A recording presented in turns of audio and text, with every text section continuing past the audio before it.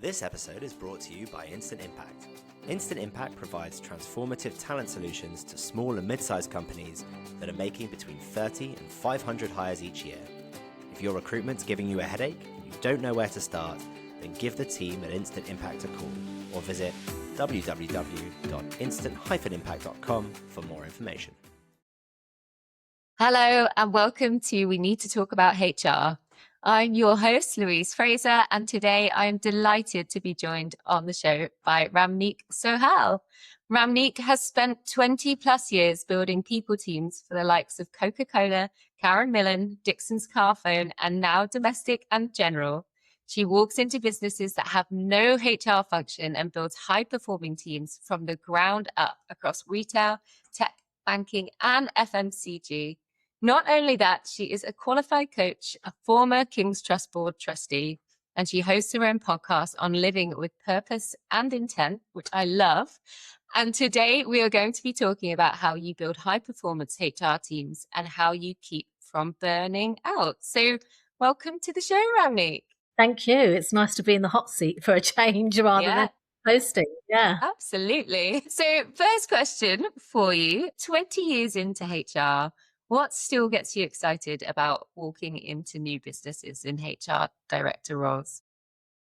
Well, I think when you walk into a business, the context is always different to the last business that you walked into. And I think being a HR leader requires you to understand the business first, right? And the leaders. And I always say being a good business partner involves helping leaders to be better and do more. And what I mean by that is we are not there to do their work, right? We are there to help them be the best that they can within the business context that we're working in. And that's what gets me really excited because every business is different. Every challenge is different. You mentioned some of the companies that I've worked in. I mean, I've been in situations which is much more about turning the business around, and that's challenging. I've been in situations where it's about accelerating growth, and that's, requires agility and pace. And I've been in situations where, we're sustaining the success of the business and we might need to think about how we get more efficient, for example. So each situation is different. So yeah, that's what gets me out of bed. I love that. It's actually so much more varied than you might think in a HR leadership role. And interestingly, before you noted those different elements in different organizations, I was thinking, if I asked most HR leaders to describe their role the way you did then, they would say completely different things. Yeah. But we all operate under this same umbrella, don't we? Yeah. Which is so interesting. So I suppose you mentioned the variation. I also know that you've built HR teams from the ground up, from scratch. What's the very first thing you do when you move into a new business, a new role, to really get to grips with what it is that you're dealing with? Yeah, interestingly, in my current role at Domestic and General, so I'm the HR director for group functions and global markets. And primarily that's Europe, UK, and the USA. And the first thing I do is not actually to hire HR people. The first thing I do, it goes back to what I said originally, is to understand how the business operates, specifically how we make money, how we lose money, so the commercial reality of our business, but how each market is different, because I need to define what success looks like in that HR role. But in order for me to define that, I have to understand where we are at the moment. So if I take Domestic and General, where I had to build a team from scratch, so I joined Domestic and General almost 3 years ago, and there was no HR team for me at that point in time. If I look at kind of the business and where it was at, the UK was our most established market. The model in the UK is embedded and the challenge is different, right? So it's more about optimization, modernization, and sustaining performance at a scale, right? In a very regulated environment. I mean, I think there were kind of 70 actions that I inherited as a result of contact center attrition in the UK being quite high. So HR partnering in the UK was very much about challenging legacy thinking and driving kind of incremental improvement over time. And it's helping leaders navigate that complexity without slowing them down, right? So that maturity was really important. They don't need more activity. So I whittled the 70 actions down on the attraction and retention program quite quickly into key themes. You just need sharper thinking, right? In that market. For the US is a bit more dynamic and agile. It's scaling rapidly. It's evolving at a much faster rate, and leaders there need more of a builder mindset. So the way in which we need to work with the US, we need to lean into that kind of speed, the pace of decision making and building that capability quickly. And sometimes, in that sort of situation, you have to be comfortable with ambiguity. And not every person is, especially HR people who like process and structure, right? You can't take the UK governance heavy approach and drop it into the US because it will just slow everything down and frustrate everyone. You need acceleration in that market. And then you've got Europe.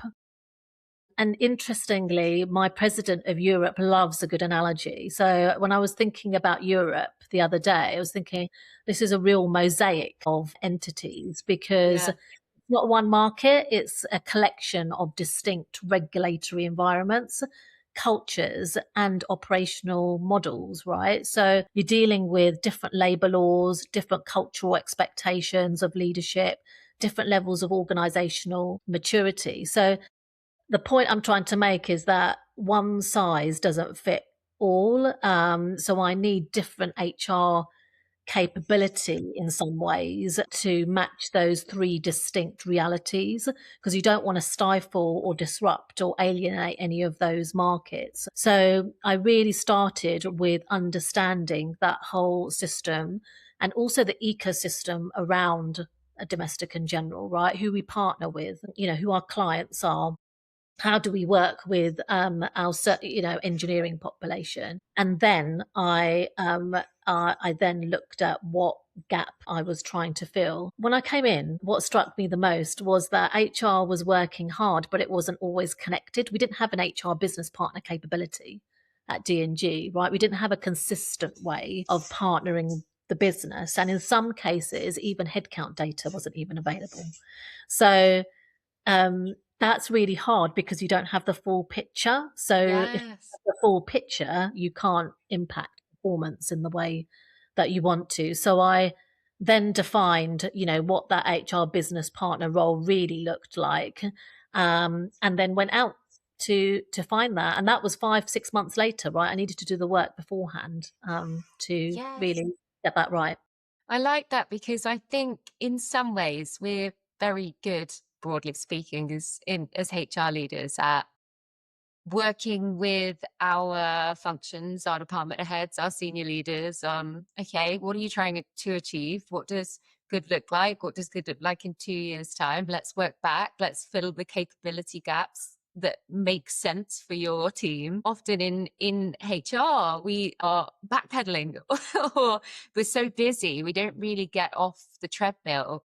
And I don't know if we always do the same inwards reflection for our teams. And so you taking that time, it's so important to explore it from a markets perspective, from a capabilities perspective, and really, I suppose, use those frameworks on your own building. Yeah, I think I think it sounds really simple, but I would say that a lot of HR leaders are probably listening thinking, you know what, I just got stuck in, open the black box of feedback and pulse surveys, and then tried to take on everything and just built a really busy team around me. Yeah. And sometimes there's pressure to do that, right? As HR leaders, you get the pressure from the top to move quickly. And I had 30 days to get my head around the basics, right, of the business. And then it was action mode. But it's still, at 60 days and 90 days, 100 days, I was still learning, right? And so, although we started kind of hiring, HR people and building the team from the ground up, we took our time to select the right people. Because even, and I distinctly remember some of the individuals that I've hired, and I had a strong panel of people to assess, including business leaders, right?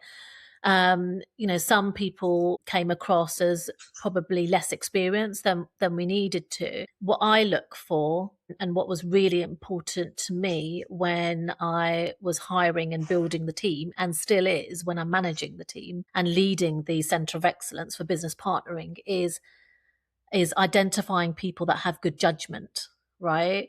Because as HR people, we get thrown, right, with everything. And we have to balance the commercial impact of decisions with balancing the commercial impact with risk and compliance, trying to be pragmatic, but acting consistently with our purpose, our values. And it's that long-term, short-term thinking that I think is really important to me. It was more the mindset of those people and the skills that they would bring to the organization, more so than the experience to some extent that they had previously. And I think that was the differentiator for me in terms of building a really successful team. And now, we get, comments every week from our executive leadership team about the HR business partnering capability. And the conversations are so much more sharper as a result, and leaders are genuinely more effective than they were before my team was in situ, right? And that judgment lens that's where the real value comes from, right? And the early work of being really clear, both within HR and within the business, on what they should expect from us and how we would add value in those leadership conversations, was a really important step. The leaders experienced that. They saw decisions improve, conversations sharpen, and that really shifted, really, their thinking on business partnering, because some of them didn't understand it. To be honest, when I first joined the company, they didn't know what I was talking about. They couldn't understand why they would need to be in business meetings or even their leadership meetings. But it's all about, that building that credibility through action and delivery. So yeah, we've come on a real journey, I think, over the last 3 years to build that capability and that muscle in the organization. That's amazing. And it's so good to hear that your exec team are providing such positive feedback. It means, that you've made some really good decisions on building that team. You touched on something that is, I suppose, trending in the world of TA, talent acquisition and recruitment and HR at the moment. And that's, the idea of soft skills being incredibly important as we progress into future state workforce, the importance of us hiring for team members that can problem solve, critically think, have great judgment, all of these things, which are quite intangible in some senses. So I wonder if you have any guidance on how you try and spot who's going to thrive on the team that you're building from that perspective. Yeah, I mean, I think when HR works well, things are seamless, right? And I think there's a lot of work that happens behind the scenes. There's a lot of invisible alignment, right, happening in the background. And I think there's a skill, I think, around anticipating things, anticipating reactions, anticipating where it might fail. And the idea always is obviously to move things forward without friction. But I think that comes with reading stakeholders and reading situations well. And I think if your HR team is solving problems for leaders, then you're building dependency, not capability. that is quite real for me in some cases where we've almost kind of, um, be, leaders are quite dependent on us, right? Yes. And that is the opposite of what actually we want to do. I go back to, we're trying to make leaders better and do more, right? HR teams burn out not from workload, but they burn out mostly from emotional over ownership or over serving, right, our leaders. And in some cases, I'm trying to help my team to shift the balance, because if HR carries everyone else's problems, leaders never learn to carry their own. So we need to make sure that there are helpful boundaries. And sometimes the most powerful thing, I think, is for HR to say, you know what, this is your accountability, this is yours to lead.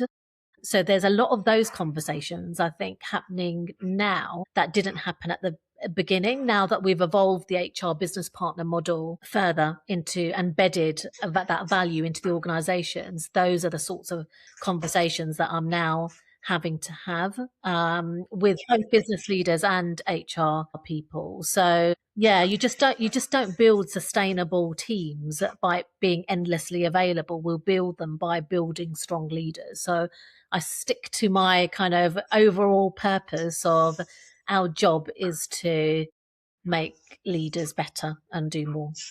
I love that, because I think also I can see the natural tension, right? You want to come in and make a difference, and naturally leaders are more on board if they feel like you are taking a level of weight off. And so initially I think it's quite natural to semi take that weight off and say, hey, look, here's the things that we can do for you and help you to do. And then the balance becomes a little off, right? And you're doing too much for them. Yeah.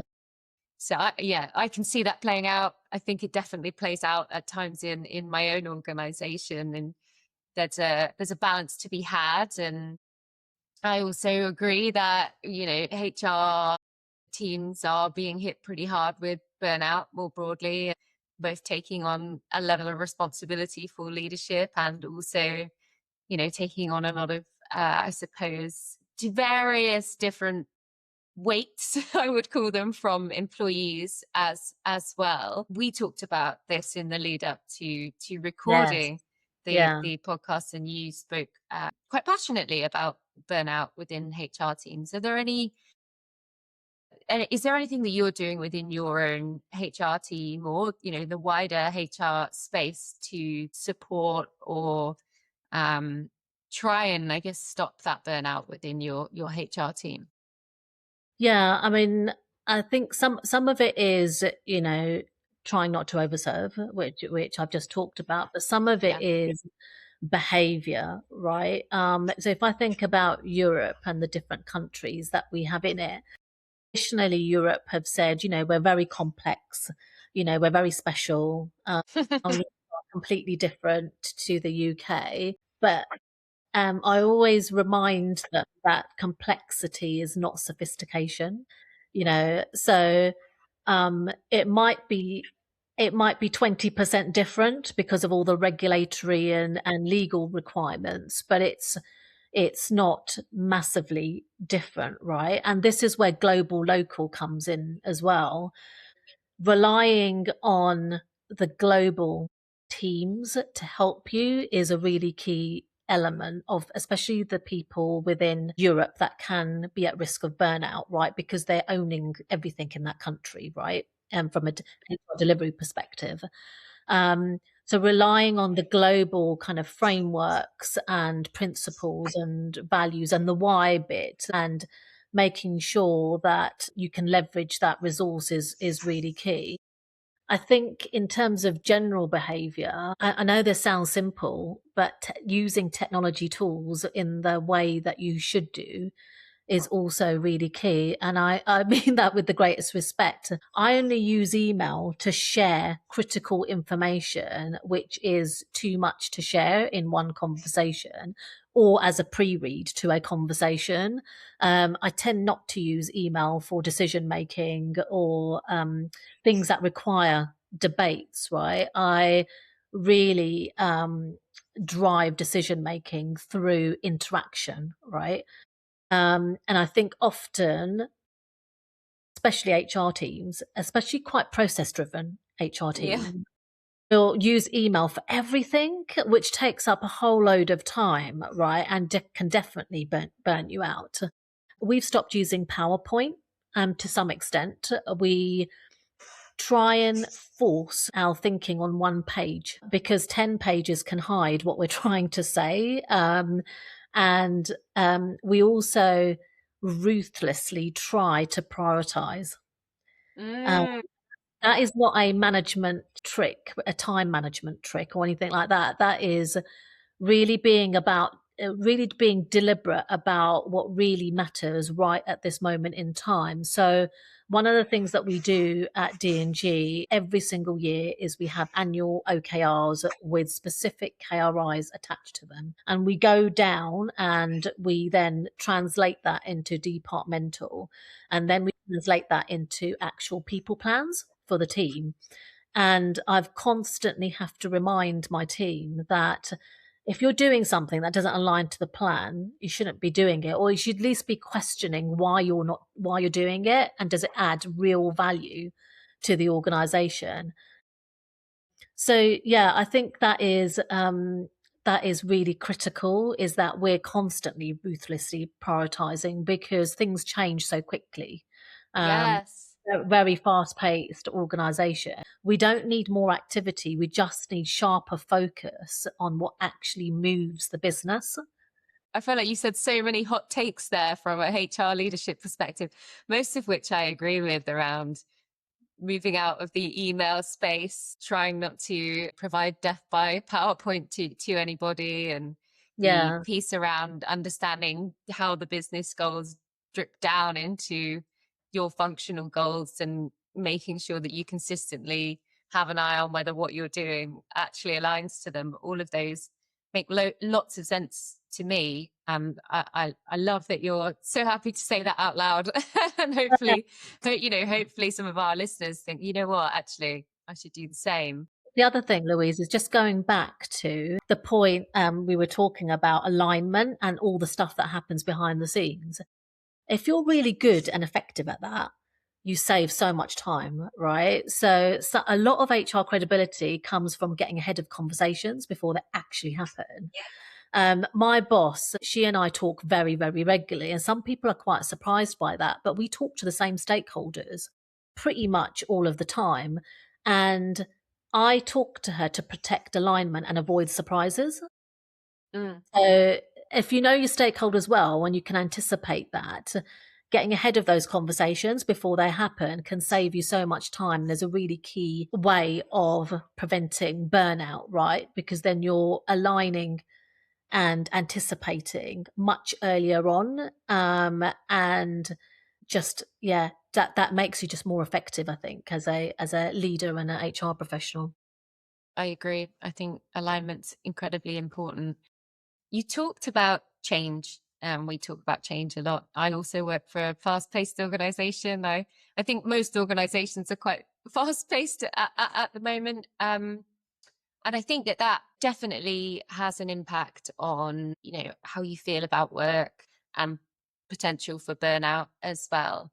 When we spoke prior to recording, you mentioned the need to constantly learn and unlearn, and how important that is as a practice. And I wondered if you could talk to it a little bit, how you think that works in practice for your people, and why it's important. Yeah, because because the markets are so different and the context is really different. You do, again, one size doesn't fit all, and so you've got to learn to adapt in a fast changing environment very, very easily. Do you know what, I think that my trustee roles in particular made me unlearn quite a lot and made me learn new things, actually. And the reason why I say that is because charities are so different from private organizations. So for example, charities can't use financial levers like bonuses and equity and salary increases to help with things like recruitment, retention and performance. So you have to think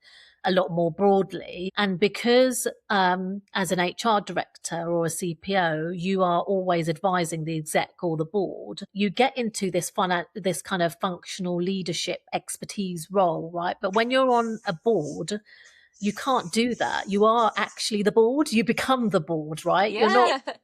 You become the board leader. And so you sit in that chair and you learn actually exactly how a board processes information, what risks keep them awake, and why functional ideas can get rejected if they don't align with the overarching strategic and financial reality of that particular charitable organization. And I had to work really hard at that. And even just being part of a board meeting, I had board papers that were like 200 pages long, right? Of all sorts of information that I wasn't used to at all. And yeah, I had to work really, really hard at that. But it allowed me to learn kind of all the different factors that go into that mindset of making the commercial decisions that are strategically relevant and in line with what the organization is there to do. So that I think I have taken that into my role, and also with coaching the team, right, to almost lift their heads up to the parapet and see that bigger picture. That whole kind of holistic enterprise thinking. As a trustee, you are legally and ethically responsible for the entire organization, right? It's financial solvency, it's legal compliance, it's PR footprint, it's operational delivery. It forces you out of that HR silo and makes you a well-rounded business leader. And I think my team have really had to learn how to drive that commercial value, and almost unlearn some of the processy, policey stuff that we kind of do, right, do naturally as HR people. So I think that's a really good way of thinking about it. By the way, I think as an HR professional, as an HR leader, I think that doing a trustee role or an NED role or a board role outside of your HR role is the best development move that you I was can. about to say to you, it sounds like you got such an interesting perspective, and I can't speak from my own experience there, but it sounds incredibly interesting. And so I really like that as a piece of advice. And I Yeah. imagine you also learned quite a lot, and you did touch on it around like leadership and influence as well from peers, I suppose, that you worked with in your time there. Yeah, no, absolutely. I think the other bit that I definitely learned doing those trustee roles is about governance and oversight, the importance of that. And now being in a regulated environment like domestic and general, so we're FCA, PRA regulated, I've never been in a regulated environment before, right? So, and as a trustee, you have to adhere to the Charity Commission's rules, right? And as I said, you can be personally liable in some instances, right? So bringing that governance and oversight to this role was really actually quite useful. And I still need to work on that. It's not something that is strong for me at this moment in time, because this is really my first regulated business. But I was certified for a while when I looked after UK operations when I first started.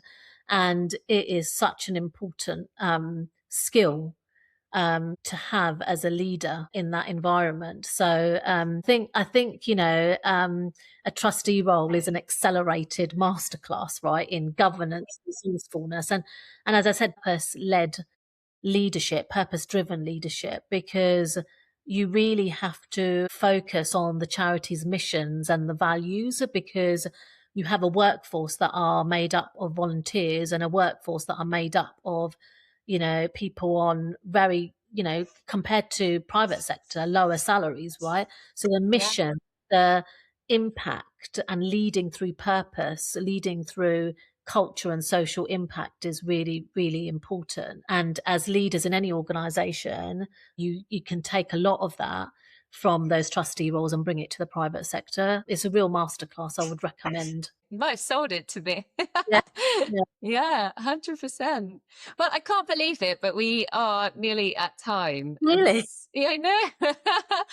And so I was trying to think of a last question. I usually go for something reflective or advice driven. And we've actually touched on so many topics. I feel that you have given quite a lot of tips along the way. But I wondered if you thought about everything we've discussed today in terms of Yeah.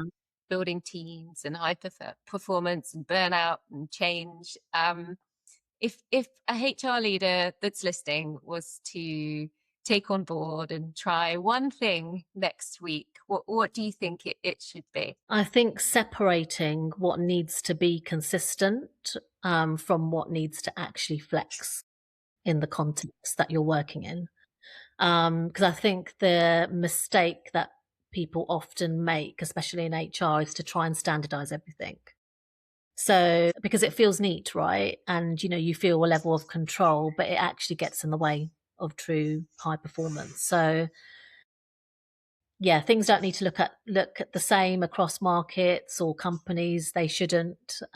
So, yeah, don't make everything identical. You don't need to create consistency. You'll create friction if you do that. So yeah, just separate what needs to be consistent and from what needs to flex.